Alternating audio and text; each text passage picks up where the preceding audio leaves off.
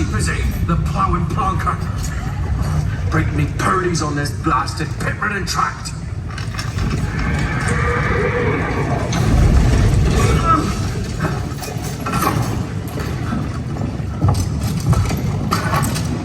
Where's Virga Gyro? Oi! The devil's after you! Lift rotten from!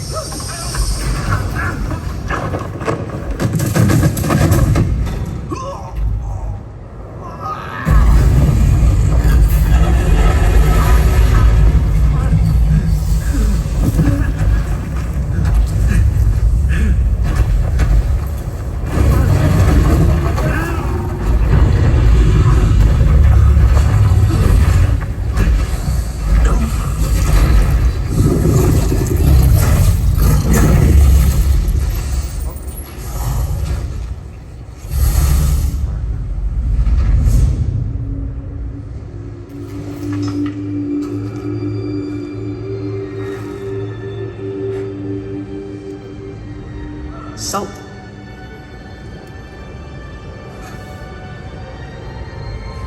Almost had me fooled, Fruin.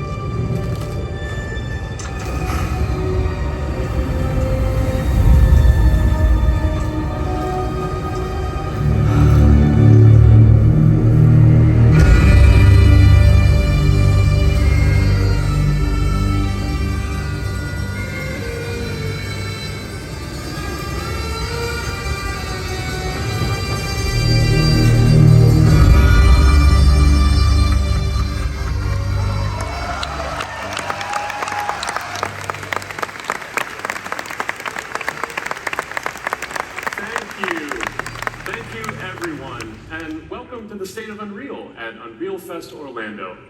We're here to show you what's next with Unreal Engine and so much more. We are thrilled that you're able to join us. Thank you. But first things first, I'm here with Sebastian and Kitek from CD Projekt Red. We have a lot to talk about. Hey guys. Thank you, Wyatt. Thank you, Wyatt, and hello everyone. With The Witcher 4, we're stepping things up. And to do that, we needed the right partner. One that truly understands that great open world games are all about art and technology coming together. Yeah, and look, our goals are completely aligned here. And around the launch of UE5, your awesome team at CD Projekt Red announced a collaboration to make open world development in Unreal even better. And it's an opportunity, we just couldn't pass it up. So we've been working on a technical demo together to achieve just that. I think we should take a look at it. You guys ready? All ready. Kitek is going to play the build for us. Sure, let's do it.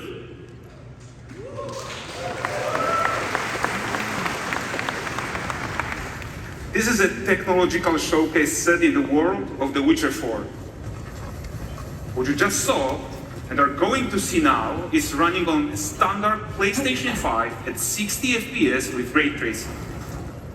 So in the game, you'll be playing as Ciri, a professional monster slayer, a witcher. She explores the world and hunts down monsters for coin. The region we are in is called Kovir, and you'll get to explore it in a game. Right now, Ciri is investigating a monster, and after gathering the clues, she is heading back to a nearby village.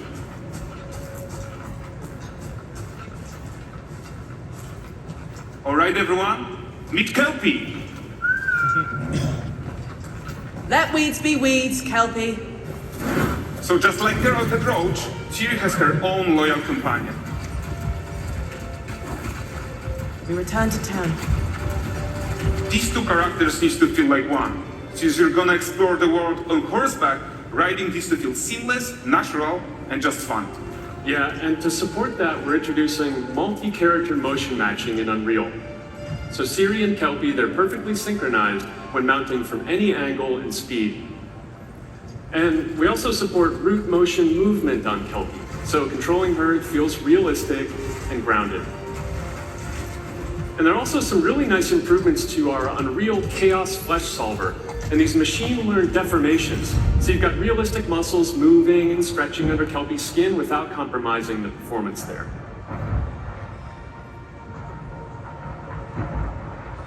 That's amazing.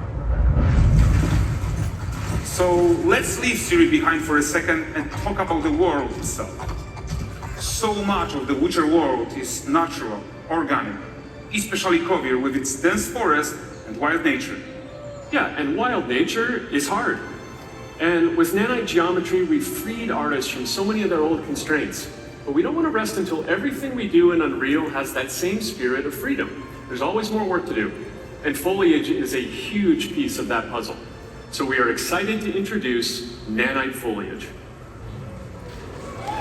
And in order to achieve gorgeous foliage density everywhere, while still being memory efficient, fast to render, we believe that a new idea was needed. So instead of the same card approach we've been using for the past 20 years, artists should be free to take a nanite approach to foliage, modeling every single leaf and pine needle. And the old LOD tricks of the past, they needed a complete rethink. And in their place, it's a new adaptive voxel representation in nanite. It's volumetric, it's fully 3D, it is super fast to render. And these dense clusters of triangles turn into these cubes, which at a distance, they're no larger than a pixel, and they react to the changing light of our dynamic sun and our shadows, and they allow artists to render whatever amount of foliage is needed to achieve their vision without compromise. And no compromise means how ambitious we are when it comes to bringing our vision to life with incredible visuals. But more than that, together with Epic, we created faster way to load the world. We can now bring in more content more quickly for the smoothest possible experience as we fly down to catch up with Ciri.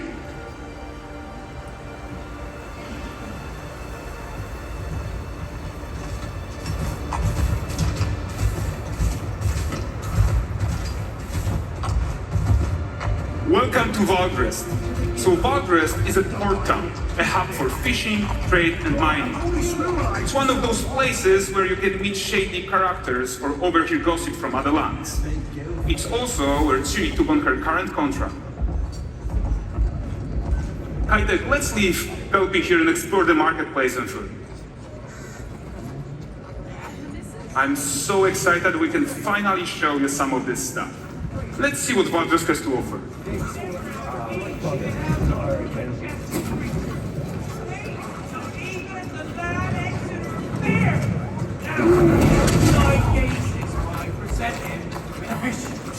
The furry rascal Welcome Wink and the very great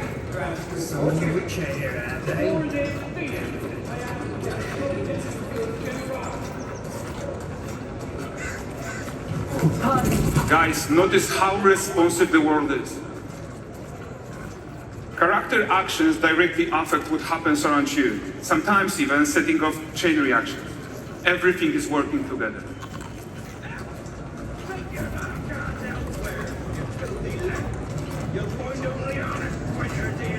Oh, look at this poor gentleman being taught how to fly by an angry innkeeper. That's what happens when you cheat at Gwent.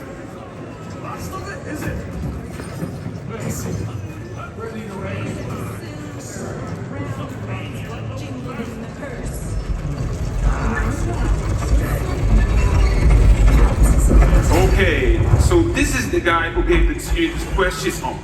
Like you probably suspect, he has his own agenda in all of this. You're off your tits again, Wilfred. Get your ass up.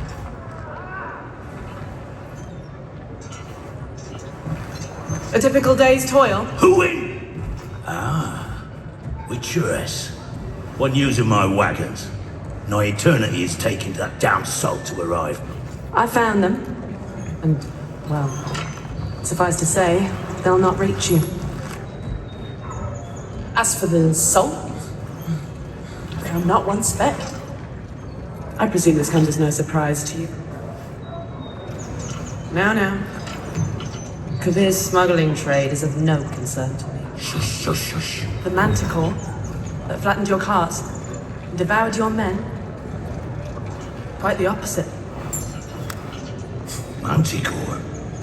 No, them winged hellspawn dwell in the arse end of Kraden, not here. While Ciri decides what to do about that merchant, let's take a look at the character technology that powers this marketplace.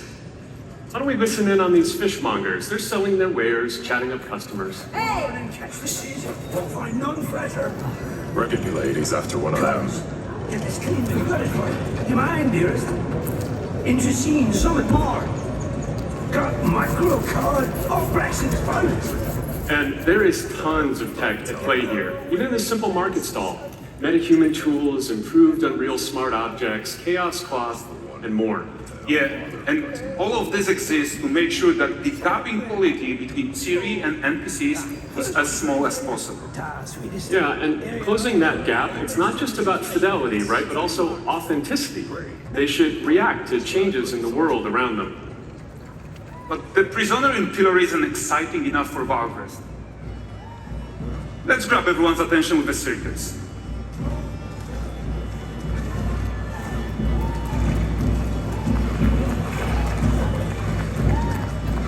But the great performance deserves a huge crowd up. Let's crank it up.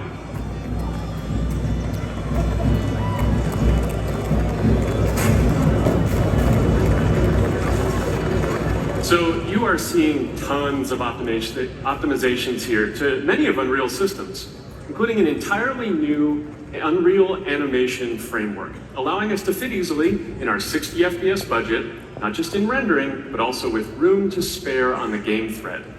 Over 300 animated skeletal mesh agents all going about their business. And the whole point is to leave breathing room for developers like you to introduce the gameplay and the systems that your players expect, empowering you to make your worlds come to life without Unreal standing in your way. You're right. That's the open world RPG that we're making. But before we wrap up, how about one final check-in with Ciri?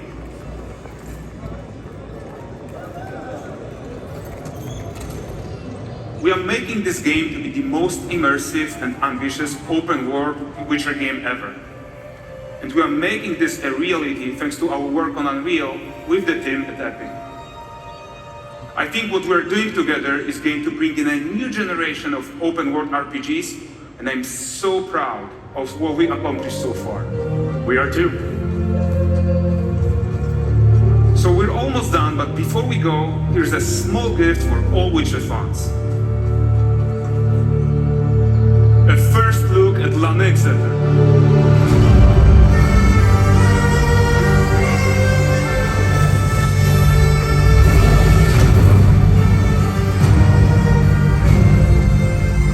Onward, Kelby. We've worked.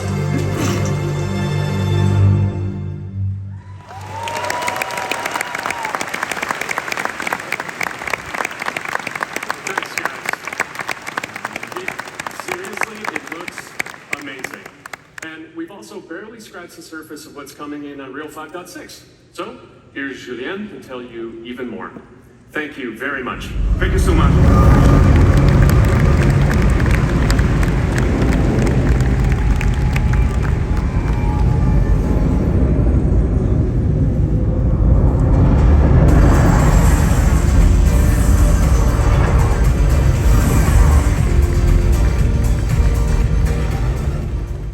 Hey everyone, great to be here in Orlando.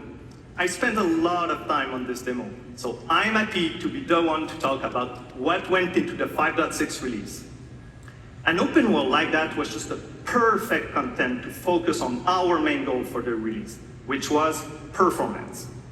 We want the engine to scale to large and rich worlds, we want to preserve graphics quality, and of course, we want to deliver high frame rates that you and your players expect.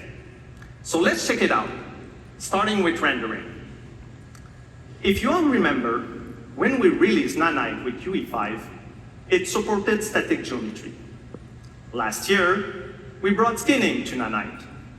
And now, we're working on Nanite foliage. The only way to have a forest that looks as good as this one is to use 3D geometry for all parts of the trees. just like we do for everything else. However, this is a crazy amount of fine geometry. So we had to rethink how trees are created and displayed. To create them, we developed nanite assemblies. These 28 little parts that you see are all that we use to build all the spruces from the forest. They are instanced thousands of times and used like building blocks to assemble trees in different ways. And as you probably noticed with the wind effect, they even support skeletal animation, which runs on the GPU. Thanks to assembly, we greatly reduce the storage, the runtime memory, and the rendering cost. Then, to display an entire forest, the challenge was to preserve fidelity and performance from any distance. Let's check up close the level of detail we're talking about here. Lots of details. But this triangle representation is not the most efficient when far away, due to the amount of overlapping. And that's why we made an adaptive voxel representation. But in reality, you'll never see those voxels this close, since when we move the camera back, they're barely a pixel. Nanite foliage is almost done. We are moving it to the mainline as we speak, and it will be available for everyone in 5.7. Another thing I would like to share is that ray tracing and Lumen now run more than twice as fast, with no visual trade-off compared to when UE5 was released. And because of that, we can now hit 60 FPS on consoles. And finally, we rewrote the rendering pipeline to run asynchronously so you can increase the richness of your scenes even more. Now let's talk about chaos physics. For Chaos Cloud, we improve our cloud-to-cloud constraint solution. This removes a lot of collision evaluation when garments are piling up and interacting with each other. Even for complex setup like Series-Cape, we hit a sub-millisecond budget on PS5. With Chaos Flash, we introduce procedural muscle activations to make deformation and motion more natural. Your artist will still have control over tetrahedral simulation and train ML models that run fast in real time. We now support the baking of fluid surface data into lightweight assets to be played back at low cost. This is going to give you high fidelity water without the performance cost of real-time fluid simulation. For animation, we work on both performance and fidelity. Here, you can see how Siri and Kelpie match up in their interaction. Well, that works no matter the angle of approach. That's our modes character motion matching solution. We also added motion matching in Sequencer to build stitch tracks. With them, you can seamlessly transition from gameplay to cinematic.